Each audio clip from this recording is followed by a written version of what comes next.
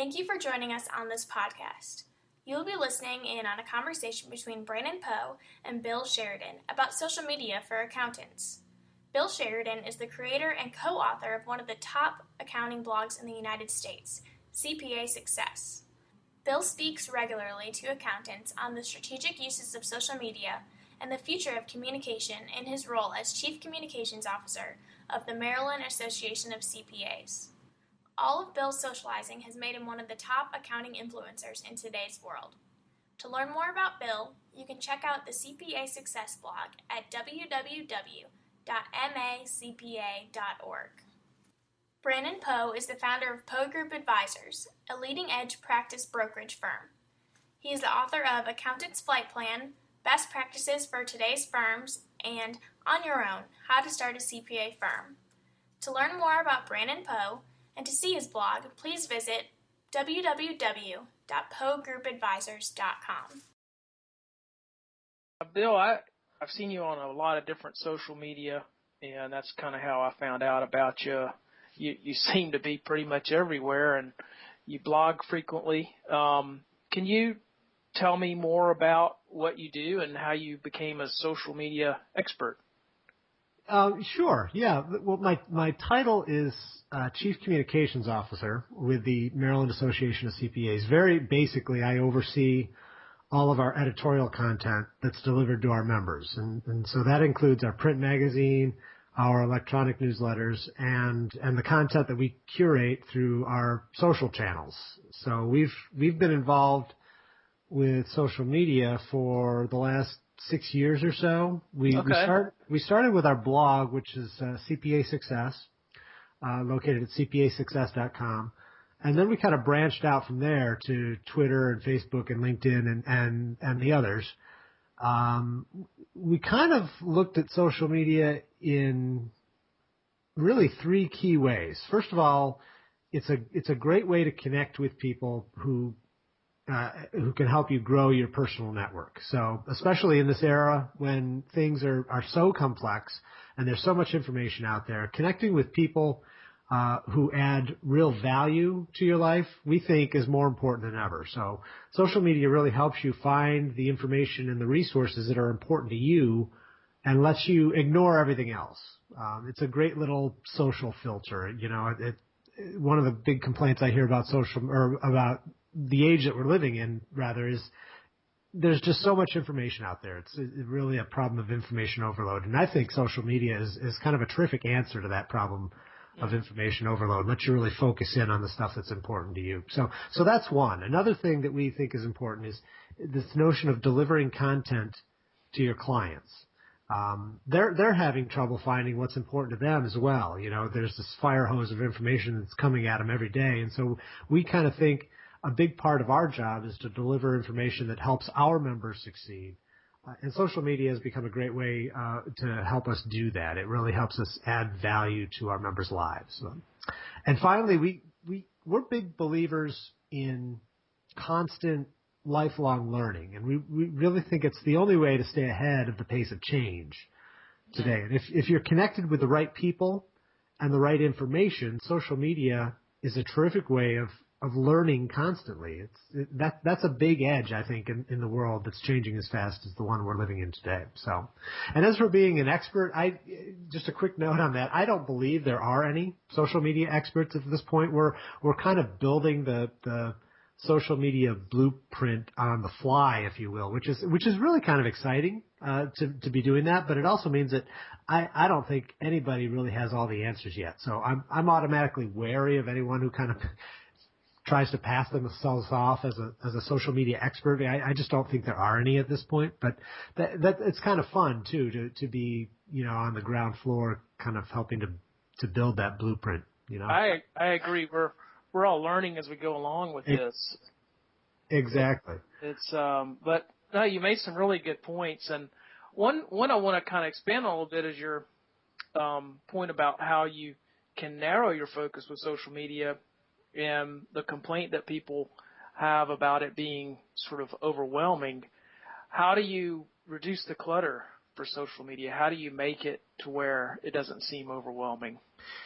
Yeah, I hear those complaints too, that there's so much information flying around in social media, and certainly there's a valid point there. I think, if you look at it very broadly, social media can kind of contribute to that whole notion of information overload, but narrowing it, I think, is very important, and you do that by following the people who really add value to your life. I mean, yes, there is a ton of stuff flying around on Twitter every day, but if you take the time to follow the people who are posting things that you find valuable or that add to your knowledge base, then you're seeing the information that's coming from them and not seeing all the other stuff that's flying out there. So it's really up to you to follow the people who are posting things that you find valuable. Once you start doing that, the information that's coming to you is filtered through a very specific kind of funnel, and you're seeing only the stuff that you find valuable, and it lets you ignore all that other stuff. So Right.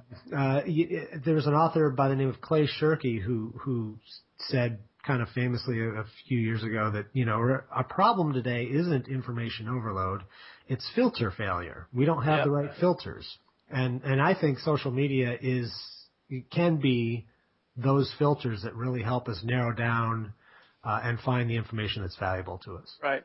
And it kind of forces you to be selective, and it forces you to filter, because if you don't filter, then it really is overwhelming. So it's almost, it's kind of counterintuitive, but the volume of things out there makes you become selective. Exactly. Yep. You really want to do that. And in fact, I think when social media really first took off, there was this rush to add just as many followers as you could. One of the big gauges was, how many followers do I have, or how many people am I following? And at the beginning, the bigger the number, the better. It seemed like everyone was just trying to add followers and followers and followers, and I think there's almost a little bit of a backlash on that now, where we may start to see the really valuable social networks being smaller rather than larger, because you're narrowing that focus down and following just the people who add value to you, and kind of ignoring everybody else. So yeah, I think you're right. I think as time goes on, it really pays to be more selective and find just those people who are adding value to you. Oh, that's great. Well, so how do you think being active with social media helps accountants, people who aren't using it? This is sort of, I guess, if you could tailor this answer to people who are not on social media very much, what do you think is the value there? Well, first of all, I think, the ways I mentioned a few moments ago, networking, curating content for your clients, this notion of constant learning and education, those are so important today, given how quickly the world is changing. I think those are huge benefits for anyone who's not using it to kind of consider social media from that aspect. But beyond that, there are a couple other things that I think accountants can really take away from social media, and that can really add some value to their lives. First of all, social media really levels the playing field when it comes to things like finding new clients and recruiting new talent. It used to be that the bigger firms had a huge advantage in those areas, but not so much anymore. I mean, thanks to social media, smaller firms have just as much reach now as the bigger firms do.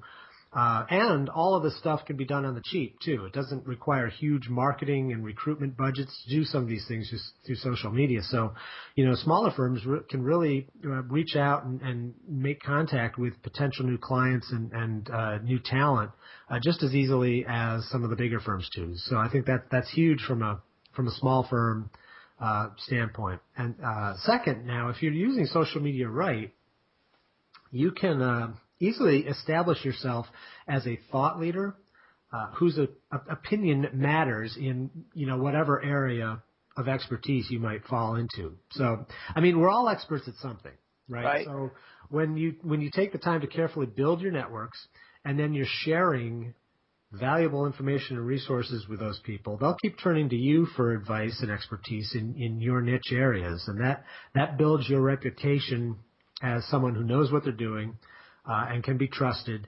And that can lead to actual money changing hands down the road when they eventually hire you. So that I think is the return on investment for social media right there. I mean, everyone keeps looking for social media's ROI, but at the MACPA, we're fond of saying it's actually more of a return on attention.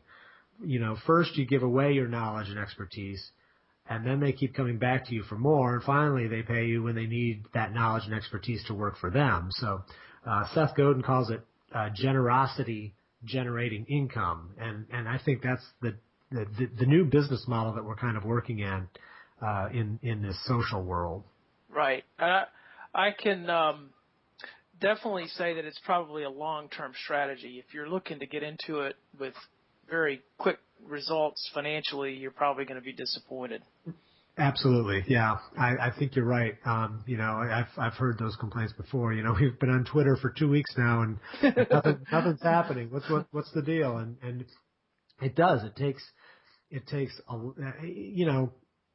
there's also, I think, a notion of, because these tools are free, they're going to be easy too. And it's not. It takes a lot of hard work and dedication to make this stuff work. And commitment, you've got to be committed to doing it long term. But if you are committed to it and you put in that time and effort and do it right, the returns can be huge. So, yeah. What's your favorite one? I mean, there's so many. There's Facebook, there's Twitter, LinkedIn, Google Plus. What's your favorite platform and why? Yeah, there are a ton of them out there. We've gotten more traction, really, I think, from our blog than anything else. It's that whole thought leadership thing. We share what we know through our blog, and we've received a ton of attention in return. People started seeing us as an organization that knows a thing or two about CPAs and accounting and leadership in the future. So our whole content creation strategy kind of starts with a blog. But from there, if you're talking about, the big social networks, I love Twitter more than the others. It's, like I said, it's a perfect scanning tool for me. It lets me see what's happening in the profession and the world at a glance. It's also a great filter, as we talked about earlier. It helps me ignore all the noise out there and zero in on what's important to me. Yeah. It's a great broadcasting tool, and it helps me learn from others, and hopefully helps others kind of learn from me as well. So I guess you'd call it shared education from that standpoint. But Twitter is brilliant at that. I think I spend more time on Twitter than anything else. Facebook, I love Facebook too, but that's kind of turned into more of the stuff I share on there is more personal rather than professional, seems like. Right.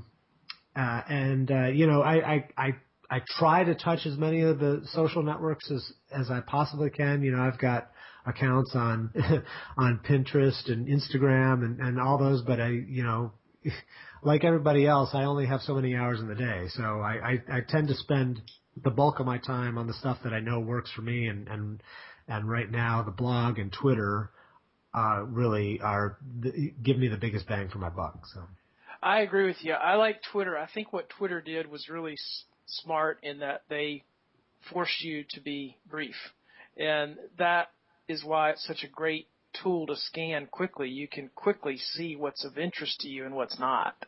That's what I like about Twitter. That's a great point. I mean, when Twitter first came around, I think people were thrown by that whole notion of having to have conversations in 140 characters. I mean, how much can you say in 140 characters? But you're right. It forces you to really think about what you're going to say. Mm-hmm. And say it succinctly, and there's a lot of value in that too. Another one that I haven't really figured out yet, but I look at it along the same lines as Twitter is Vine, the new video application that for those of you people out there not familiar with it allows you to post very short videos. I think they can only be 6 seconds in length. And of course, your first reaction is, well, what can I do on a video in 6 seconds? But it's that same type of notion that you get from Twitter. It forces you to really think. If you're a business using Vine, it forces you to think about what you're going to be doing before you actually do it, so that you can do it really succinctly. So that'll be interesting to follow Vine too, to see if it kind of goes along the same path as Twitter has. But it's that same kind of notion of doing things quickly so that people can just scan briefly and see what's going on at a glance. Right. That's interesting. Well, how do you think all this is going to shape the profession, or how do you see it already shaping the profession? Yeah, that's a great question. I think it's impacting the profession right now in much the same way that it's impacting the world at large. It's changing the way we communicate and collaborate and connect. It's changing it a little slower, I think, for accountants than elsewhere. CPAs are notoriously late adopters for new stuff, and social media is no exception, I think. But you're right, they do need to be paying attention to this stuff, and here's why, in my opinion. And it just comes down to numbers. I mean, their clients are using it, their employees are using it. Everyone that they do business with, in one way or another, is using social media right now. Now, if you found out that all of your clients and all of your employees had all started communicating in a brand new way, wouldn't that be something that you want to pay attention to? I mean, wouldn't you want to learn how to communicate with them in that way too? We're beyond the fad point with this stuff. Social media is here and it's not going away. So, I mean, wouldn't you think that this is something that you might want to pay attention to? And yet, so many CPAs have not made that leap yet, and it's scary, really, because at this point, telling the world that you don't use social media is like telling them, I don't want to do business with you. You're cutting your own throat. I mean, really, you're risking irrelevancy at this point. So I don't think that's something that anybody wants to do, and I also don't think that social media is an option anymore. It's if you want to stay relevant to the people you do business with, you need to start communicating with them on their terms, and social media certainly falls into that bucket. Right. No, all great points. Well, other than just being late adopters, what do you see, in the CPAs that you talk with, what do you see as the biggest obstacles to them getting started on social media? Well, I'm thinking back to what I just said there. And look, when I say all this, I know I must sound like I think that CPAs have all the time in the world to learn how to communicate in a brand new way. And that's simply not the case. I know that CPAs are busy enough as it is just doing their jobs. Believe me, I know how complex the profession is these days, and it takes a lot of time just to be a CPA. So to me, there's the biggest obstacle right there. It's time. It's easy for me to say that we all have to embrace social media. I mean, social media is my job. It's all I do all day. But if I'm a CPA trying to serve my clients in this changing and complex world, you're going to have to tell me how I can serve those clients and, oh, by the way, learn a completely new way of communicating with them at the same time. That's hard, and I get that. At the MACPA, we're trying to make that process as easy as possible. We've created, a series of 1-hour webcasts for our members, kind of nuts and bolts type things to teach them the ins and outs of social media from a beginner standpoint. And we offer a ton of other related live seminars as well. We're trying to educate our members as much as we possibly can. But that time dilemma, that's a tough one to crack. I think we can all relate to that in one form or another. Yeah, for sure. And I think, that goes a lot to some of the things I write about on my blog is creating capacity in your firm. So maybe before you get started on social media, you need to really look hard at why you're so busy, because but that's a whole nother topic. Sure. I mean, we could talk all day about the complexity of the profession itself. I mean, it's crazier than it's ever been for CPAs. So yeah, you're right. Well, other than some of the stuff that you've just mentioned about getting started, do you know of any other really good simple books or resources that have helped you get involved more with social media? Yeah, there are a few books that have really kind of opened my eyes on a number of different in a number of different ways related to the social world. There's a book by a woman by the name of Michelle Golden. It's called Social Media Strategies for Professionals and Their Firms. So that's a book that talks about, the nuts and bolts of social strategy, and it's geared specifically toward professional service firms, CPAs and attorneys and things like that. So that's very helpful from an accounting standpoint. If you're thinking about blogging, there's the Corporate Blogging book by Debbie Wheel, which is great as far as kind of introducing blogging from a business perspective, which I think is very cool. And for more of a kind of a broader look at social business and why that's important, there's a book called Humanize, subtitled How People-Centric Organizations Succeed in the Social World. And that's by a couple of folks by the name of Jamie Nodder and Maggie Grant. And then there's Lynchpin by Seth Godin, which I just love. It takes a look at some of the new business models that have emerged in the social era, and so those are some of my favorites. Other resources that are out there, depending on where you are, I know a lot of the state societies, the MACPA included, are producing a lot of their own live seminars or webcasts that kind of introduce their members to the whole notion of social media. The AICPA offers a terrific social media toolkit to kind of help CPAs get started with a lot of these tools too. You can find that. You go to the AICPA's website, which is just aicpa.org, and search for social media toolkit. You'll find it right at the top there. So there's a lot of resources out there. Those are some of the ones that might be good to start with. That's great. I've actually read Michelle's book, and it's very nice overview and great place to get started. Mm-hmm. And one of my favorite people to follow is Seth Godin, who you just mentioned. I get his blog. He writes a daily blog about all sorts of things. Who are a couple of your favorite people that you follow, and why do you enjoy following them? Yeah, you mentioned Seth, and kind of an interesting point about Seth, and we were just talking about the whole time aspect. Seth does not do Twitter. He kind of funnels his new blog posts into Twitter automatically, but he doesn't spend a whole lot of time on Twitter for that very reason. He said, look, I'm not going to do a tool if I can't do it really, really well, and I just don't have a lot of the time to devote to learning how to do Twitter, as well as I should. So I'm going to spend my time on the stuff that I know how to do well and that gets me the biggest bang for my buck. So that's another point, and another point about the whole time thing and focusing on the stuff that works rather than trying to do everything. I think that was a great point from Seth. But wow, as far as people to follow, there are just so many. I mean, it's really hard to narrow it down, and I guess it really comes down to what you find valuable. I mean, if you need to keep track of what the regulators are doing, they're all over social media. We're talking about the SEC, the IRS, and FASB and GASB and the PCAOB. They're all there posting updates on their accounts, so you can take your pick there.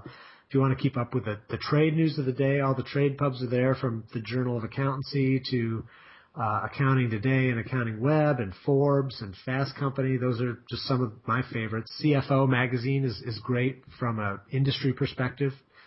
Thought leaders, again, we mentioned Seth Godin. I also love to follow Dan Pink, Tom Peters, Gary Vaynerchuk are some of my favorites from the thought leadership perspective.